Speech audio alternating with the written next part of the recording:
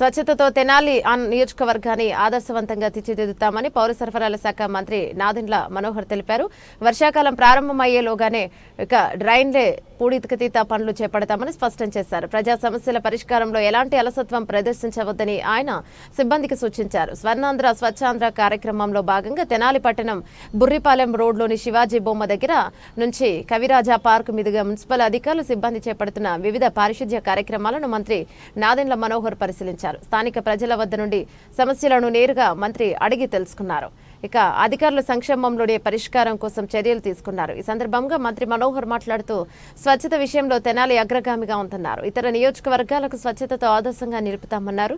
ప్రతి ఇంటి నుండి చెత్త సేకరణ సక్రమంగా చేయాలని సిబ్బందికి సూచించారు. ఈ సందర్భంగా ప్రజల నుండి వచ్చిన సమస్యలను అక్కడికక్కడే పరిష్కరించారు.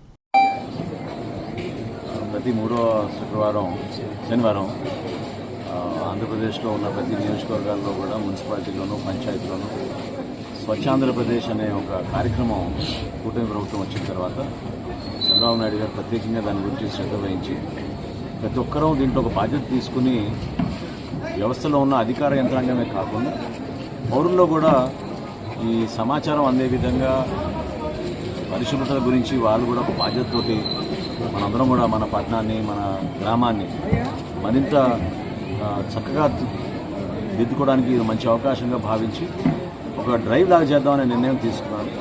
అందులో భాగంగా ఈరోజు తెనాలి మున్సిపాలిటీలో ఉదయం నుంచి శివాజీ చౌక్ నుంచి మొదలు పెట్టుకుంటూ వివిధ వార్డులో మేము పర్యటించుకుంటూ వస్తూ ఉన్నాం. అధికార యంత్రాంగం ఇది కలిసికట్టుగా చేయాల్సిన కార్యక్రమం. ఏదో ప్రభుత్వం చెప్పింది కాబట్టి ఏదో ఒత్తిడిగా చేసే కార్యక్రమం కాదు. అందరం ప్రతి ఒక్కరం ఒక బాధ్యతగా పౌరులుగా తెనాలిని దృష్టిలో పెట్టుకొని మన నగరం ఇంకా సుందరంగా ఉండాలి. రాబోయే రోజుల్లో ఇతర ప్రదేశాల నుంచి కూడా వచ్చి మనకి తెనాల్లో నివసించే విధంగా ఆకర్షితంగా ఉండాలనే ఒక ఆలోచనతో పౌరులందరూ కూడా కదిలి రావాలి. ఖచ్చితంగా కొన్ని నిధులు కేటాయించుకున్నాం.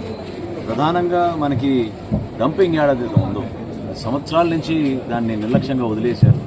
అక్కడ ఉన్న చెత్తను తరలించడానికి ఒక యుద్ధ ప్రాతిపదికన రోజుకి కనీసం 75 నుంచి 90 మెట్రిక్ టన్నులు చెత్త సేకరణ ఏదైతే తడి చెత్త పొడి చెత్త కింద చేస్తున్నామో దాన్ని బేస్ చేసుకుని ముందుకు తీసుకెళ్ళడానికి ఒక ప్రణాళిక సిద్ధం చేసుకున్నాం. ఇప్పుడే నేను సబ్ కలెక్టర్ గారికి కూడా కోరాను. ప్రధానంగా ఈరోజు మేము ఈ వార్డులో పర్యటిస్తున్నప్పుడు మురుగు కాలువలో మున్సిపాలిటీ నుంచి వస్తున్నారు చేస్తున్నారనే భావన కలిగినా కూడా పూర్తి స్థాయిలో ప్రజల్లోకి అందుబాటులో రావడం అనేది వాళ్ళ అభిప్రాయం. వర్షాలు పడినప్పుడు తీవ్రంగా ఇబ్బంది ఉంటుందని, అదేవిధంగా సచివాలయంలో ఉన్న సిబ్బంది కూడా ఇంటింటికి వెళ్లాల్సిన ఒక కార్యాచరణ మీటింగ్ ఏర్పాటు చేసుకుని సచివాలయంలో ఉన్న ఎవరైతే అధికారులు ఉన్నారో వాళ్ళందరినీ కూడా ప్రతి వారానికి ఒకసారి ఇంటింటికి వెళ్లే విధంగా ఒక ప్రణాళిక సిద్ధం చేసుకుంటాం. చిన్న చిన్న సమస్యలు తెలియకుండా పాపం చాలామంది రేషన్ కార్డు గురించో పెన్షన్ గురించో ఇళ్ల స్థలం గురించో వీటిపైన ఖచ్చితంగా మనం ప్రజలకి అందుబాటులో ఉండే విధంగా మనం మన ప్రభుత్వాన్ని వారి చెంత వరకే తీసుకెళ్ళాలి. చాలా అవసరం. అందులో భాగంగా ఇళ్ల స్థలాల గురించి విపరీతంగా కంప్లైంట్స్ వస్తున్నాయి. గతంలో 50,000 నుంచి 3 లక్షల రూపాయల వరకు వీళ్ళ దగ్గర తీసుకుని ఇళ్ల నిర్మాణం చేస్తామని చాలా అన్యాయంగా వాళ్ళు పాపం వడ్డీలకి అప్పు తెచ్చుకొని బంగారం కూడా అమ్మేసుకుని రోడ్లపైన వీధిపాలైన పరిస్థితులు ప్రతి వార్డులో కూడా కనిపిస్తాయి.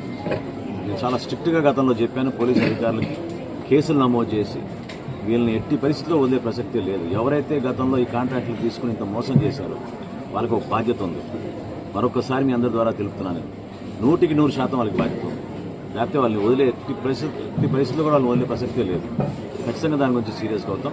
మున్సిపాలిటీ నుంచి మేము కేటాయించిన నిధులు కూడా ఈ వర్షాకాలం లోపు రోడ్ల నిర్మాణం, కొత్త సిమెంట్ రోడ్ల నిర్మాణం కానివ్వండి, సైడ్ కాలువలు మరమ్మతులు చేయడం కానివ్వండి, స్టామ్ వాటర్ డ్రైన్స్ పైన ప్రత్యేకంగా దృష్టి పెట్టి దాదాపు 17 కాలువలు ఐడెంటిఫై చేశాం. గత సంవత్సరం చేసినట్టుగానే కింద దిగువ ప్రాంతాల్లో ఉన్న రైతులకి ఇబ్బంది కలగకుండా ఉండడానికి కోసం ఖచ్చితంగా ఇరిగేషన్ కెనాల్స్తో ముడిపడి ఉంది కాబట్టి మన పట్టణంలో వెళ్తున్న కాలువలు వీటిని కూడా మేము ఇమీడియట్గా పూడికి తీసే విధంగా లక్ష్యంతో ముందుకెళ్తాం. సో ఈరోజు ఉదయం ఈ వార్డులన్నీ పర్యటించుకున్న తర్వాత మార్కెట్లోకి వెళ్ళి మార్కెట్ సెంటర్లో కూడా మహాత్మా గాంధీ మార్కెట్ కాంప్లెక్స్ దగ్గర మొత్తం అన్నీ కూడా క్లీనప్ చేసిన తర్వాత మధ్యాహ్నం 4 నుంచి చెంచుపేట ప్రభుత్వ ఆసుపత్రి, అదేవిధంగా ఆ ప్రాంతంలో ఉన్న సుల్తానాబాదు వీటన్నింటినీ కూడా ఈ విధంగానే ఒక డ్రైవ్ లాగా చేపట్టి ఒక మార్పు తీసుకోవడానికి ఈ మార్పు ఒక్క రోజు కోసం కాదు. నేను ప్రజలందరూ కూడా రిక్వెస్ట్ చేస్తున్నాను ఏంటంటే అధికార యంత్రాంగాన్ని కూడా రిక్వెస్ట్ చేస్తున్నాను. ఎందుకంటే మనకి కావాల్సినంత స్టాఫ్ మనం ఏర్పాటు చేసుకున్నాం. ఖచ్చితంగా సిబ్బంది సరైన పద్ధతిలోనే ఉన్నారు. పొల్యూషన్ కంట్రోల్ నుంచి కూడా ఈరోజు అధికారులు వచ్చారు, వాళ్ళు కూడా సూచిస్తూ ఉన్నారు. ఎక్కడ కూడా లెగసీ వేస్ట్ ఉండకూడదంటే ఏ రోజుకి ఆ రోజు మన చెత్త సేకరణ జరగాలి. తడి చెత్త పొడి చెత్తకి దయచేసి మీరు సహకరించండి. భారతదేశంలో మొట్టమొదటి మున్సిపాలిటీ తడి చెత్త పొడి చెత్త మొదలుపెట్టింది గతంలో మన తెనాలి మున్సిపాలిటీయే. మనల్ని చూసి ఎంతోమంది ఆదర్శవంతంగా మార్పు తీసుకొచ్చారు. సో దయచేసి పౌరులందరూ కూడా నేను కోరుకునేది మీరు దీంట్లో రండి, మీరు కూడా భాగస్వాములు అవ్వండి. ఈ కార్యక్రమాన్ని విజయవంతం చేసి మనం ప్రతిరోజు ఈ విధంగానే మన తెనాలిలో ఒక డ్రైవ్ లాగా మనం పెట్టుకుని మనం ఈ చెత్త సేకరణలో మీరు సహకరిస్తే రాబోయే రోజుల్లో మన బిడ్డలకి ఆరోగ్య సమస్యలు కానివ్వండి, స్థానికంగా ఈ దోమల సమస్య కానీ ఉండకుండా తప్పకుండా మేము నిర్ణయాలు తీసుకుంటాం. అదేవిధంగా కుక్కల గురించి కూడా మాకు ప్రస్తావించారు. ఈరోజు బాగా వీధి కుక్కలు ఎక్కువైపోయినా ఇబ్బంది పెడుతున్నాను. వాటిపైన కూడా గతంలో మనం ఒకసారి సమీక్షించుకున్నాం. కమిషనర్ గారికి మరొకసారి నేను చెప్పడం జరిగింది. తప్పకుండా యాక్షన్ చేసుకుంటాం. చైర్పర్సన్ గారిని కూడా నేను రిక్వెస్ట్ చేశాను ఒక సమగ్రమైన ఆలోచనతో అవసరం. ఎందుకంటే గతంలో ఉన్న చట్టాలు ఇప్పుడున్న చట్టాలు వేరు, కానీ ఏ విధంగా వాటిని మనం అధిగమించుకుని ముందుకెళ్ళాలి, ఏ విధంగా ప్రజలకు ఇబ్బంది కలగకుండా ఉండాలనే దానిపైన తప్పకుండా మేము చేస్తాం. సో రాబోయే రోజుల్లో ఈ 2 నెలల లోపే వర్షాలు మనకి పూర్తి స్థాయిలో వచ్చే లోపే నేను చైర్పర్సన్ గారిని కమిషనర్ గారు కూడా కోరాను. ఇమీడియట్గా మనం కొన్ని వర్క్స్ టేకప్ చేసి ముంపు ప్రాంతాల్లో ప్రత్యేకంగా ప్రాధాన్యత ఇచ్చుకుంటూ ముందుకెళ్తాం.